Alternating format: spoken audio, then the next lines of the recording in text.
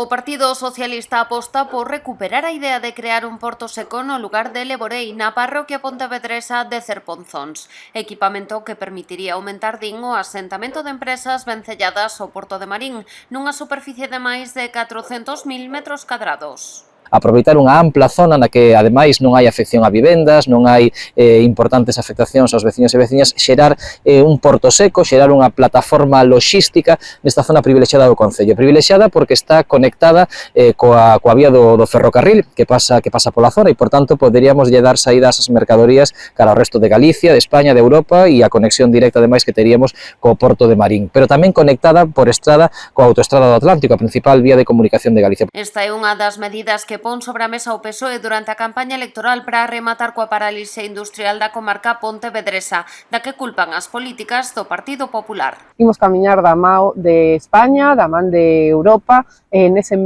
emprego verde, ¿no? Desa transición económica xusta, ecolóxica xusta, que imos a desenvolver, porque temos os mellores recursos, temos vento, temos mar, as mellores condicións para iso, para que Galicia sexa pioneira. Os socialistas tamén insisten na necesidade de impulsar a ampliación dos polígonos industriais existentes, o do Campiño en Pontevedra, a Reigosa en Pontecaldelas, Fraga Moreira en Poio e Polígono de Barro. Porque o único polígono que temos, que é o polígono do Campiño, está prácticamente esgotado. É certo que hai unha ampliación prevista desde hai unha década prácticamente, ampliación que a Xunta se negou sistematicamente a acometer, que hai un ano Alfonso Rueda negou que a Xunta fose a acometer esa ampliación e agora, bueno, pues en campaña electoral, como en tantas outras cousas, desdice e promete aquilo que negou cando podía ter feito hai un ano, non? Castro asegurou que nunha década de goberno do Partido Popular na Xunta, Galicia perdeu 44.000 postos de traballo industrial.